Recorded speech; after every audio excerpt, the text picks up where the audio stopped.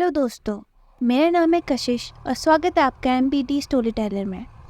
आज जो मैं आपको स्टोरी बताने जा रही हूँ वो एक ऐसी लड़की की है जिसने ट्रेन हादसे में अपना पैर कबा के कुछ साल बाद माउंट एवरेस्ट समिट करा। ये कहानी अरुणिमा सिन्हा की है। अरुणिमा सिन्हा एक मिडिल क्लास फैमिली से बिलोंग करती है। इनका जन्म 20 जुलाई 1989 को उत्तर प्रदेश के अम्बेडकर नगर में हुआ था। उनके फादर आर्मी में थे और उनकी मदर हेल्थ डिपार्टमेंट की सुपरवाइजर थी। उनकी एक बड़ी बहन और छोटा भाई है। उनके पिता की मृत्यु के बाद उनकी मां ने उनके परिवार की देखभाल करने की कोशिश की। वो पैरामिलिट्री फोर्स ज्वाइन करना चाहती थी। उन्हें CISF से एक कॉल लेटर मिला और दिल्ली जाते वक्त उन्हें उनकी जिंदगी बदलने वाली दुर्घटना का सामना करना पड़ा। तो ये बात 12 अप्रैल 2011 की है, जब सीधा ट्रेन में लखनऊ से दिल्ली की तरफ जा रही थी। तब निजी स्वार्थ के लिए बदमाशों ने उसका बैग और सोने की चेन छीनने की कोशिश की और उसे ट्रेन के जनरल कोच से धक्का दे दिया और वो रेलवे ट्रैक में गिर गई। जैसे ही वो रेलवे ट्रैक पर गिरी, पहले ट्रैक पर आई एक दूसरी ट्रेन ने उसके पैरों को घुटने के नीचे तक कुचल दिया। घटना को याद करते हुए वो कहती है कि मैंने विरोध किया तो उन्होंने मुझे ट्रेन से धक्का दे दिया। मैं हिल नहीं पा रही थी। मुझे याद है कि एक ट्रेन मेरी और आ रही थी। मैंने उठने की कोशिश की, तब तक ट्रेन मेरे पैर के ऊपर से गुजर चुकी थी। उस टाइम कोई मेरी मदद करने नहीं आया। मैं सोच रही थी कि मैं अपने आप को कैसे बचाऊं। यह हादसा उत्तर प्रदेश के जिला बरेली में हुआ था।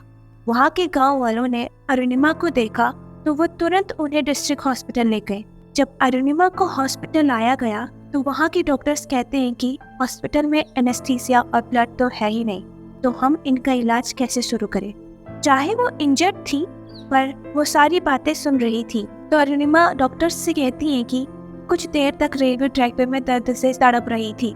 जब मैंने उस टाइम पे इतना दर्द सहन कर लिया है, पर अभी जो आप मेरा पैर काटोगे तो वो मेरे अच्छे के लिए ही होगा, तो इतना तो दर्द मैं सहन कर ही सकती हूँ। अरुणिमा की ये बात सुन के वहाँ के डॉक्टर्स के अंदर भी जोश आ जाता है, तो वो अपना एक यूनिट ब्लड अरुणिमा के लिए निकाल देते हैं और उनका ऑपरेशन स्टार्ट हो जाता है बिना एनेस्थीसिया के।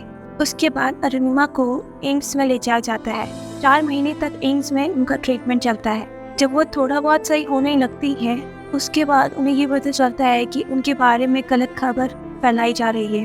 न्यूज़पेपर में आई न्यूज़ उनके बारे में ये बताती है कि अरुणिमा या तो सुसाइड करना चाह रही थी या वो रेलवे ट्रैक क्रॉस कर रही थी, तो ये एक्सीडेंट हो गया। अरुणिमा ने ये जब बात सुनी तो वो सबको बताना चाहती थी कि ये सब झूठ है, और वो बता भी रही थी, पर कोई उनकी बात नहीं सुन रहा था। तो एट लास्ट उन्होंने ये डिसाइड करा कि वो अपनी आवाज़ लोगों तक पहुंचाएगी, कि वो क्या थी और वो क्या है, ये सबको बताएगी। ये चीज़ वो खाली बोल के नहीं, वो करके दिखाएगी।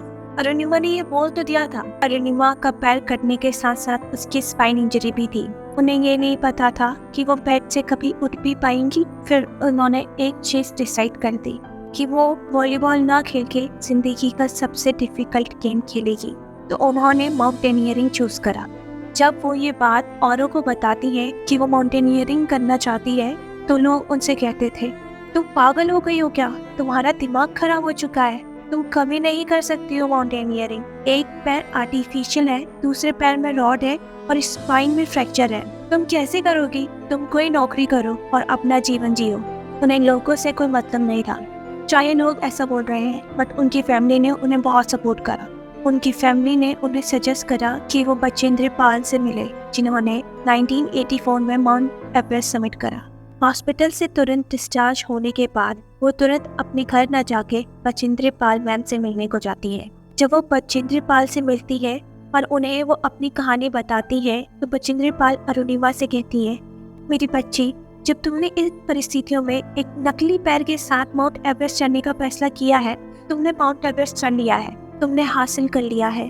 अब दुनिया को बताने के लिए बस तारीख बाकी है। अरुणिमा की फैमिली के अलावा बचेंद्र पाल ही एक ऐसी इंसान थी जिनको अरुणिमा पे पूरा भरोसा था।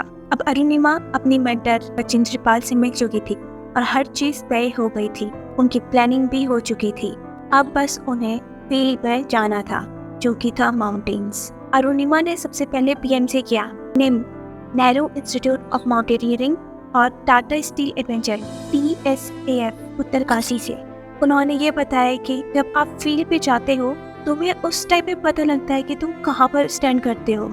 अरुणिमा सिन्हा ने एवरेस्ट की प्रिपरेशन के लिए आइलैंड पीक, जो कि 6150 मीटर्स की है, वो 2012 में क्लाइम करा। फिर उन्होंने माउंट चेजर संग्रिया, जिसकी हाइट 6622 मीटर थी, वो भी 2012 में क्लाइम करा। इसके बाद उनकी एवरेस्ट जर्नी स्टार्ट हुई। सबसे पहले उनका सबसे बड़ा टास्क तो यही था कि वो अपने आप को औरों को कैसे बताए।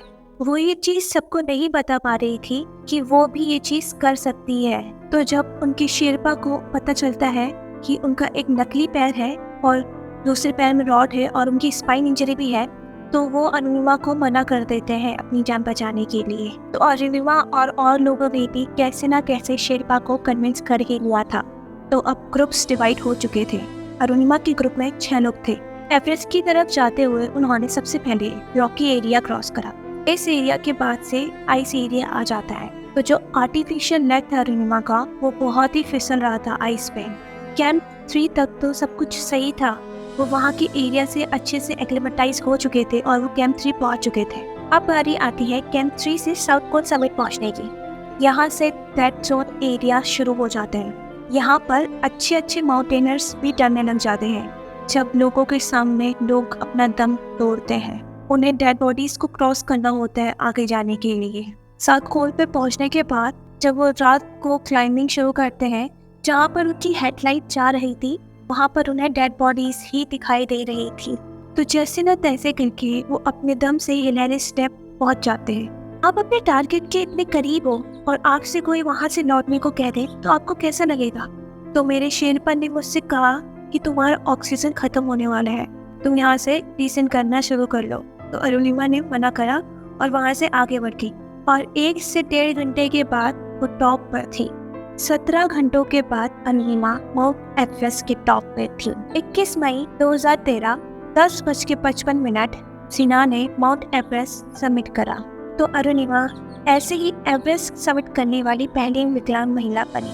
उन्हें पूरे मिला के 52 दिन लगे ये समिट को पहुंचने में। उन्होंने एक लपटे हुए कपड़े पर भगवान को धन्यवाद करते हुए एक छोटा सा संदेश लिखा और उससे बर्फ में दबा दिया। वो कहती है कि ये शंकर भगवान और स्वामी विवेकानंद को मेरी श्रद्धांजलि थी, जो मेरे पूरे जीवन में मेरी प्रेरणा बन के रहे हैं। माउंट एवरेस्ट को क्लाइम करने के बाद उन्होंने और कॉन्टिनेंट्स के हाईएस्ट माउंटेन क्लाइम करे हैं। उन्होंने 2014 में एक बुक लिखी है जिसका नाम born again on the mountains है। उनके जीवन में जो भी चीज़ें हुई हैं वो उन्होंने इस बुक में विस्तार से बताया है। 2015 में उन्हें पद्मश्री से नवाजा गया। उन्हें अर्जुन अवार्ड की तरह ही भारत के सर्वोच्च पर्वतारोहण पुरस्कार तेनजिंग नोर्गे से सम्मानित किया गया है। तो ये कहानी तो अरुणिमा सिन्हा की थी, जिन्होंने जो कहा था वो करके दिखाया। आप इस कहानी को सुन के कितना प्रेरित हुए हो अपने लक्ष्य को लेकर, आप ये कमेंट बॉक्स में ज़रूर लिखना। तो मिलते हैं नेक्स्ट स्टोरी पे, तब तक के लिए बाय।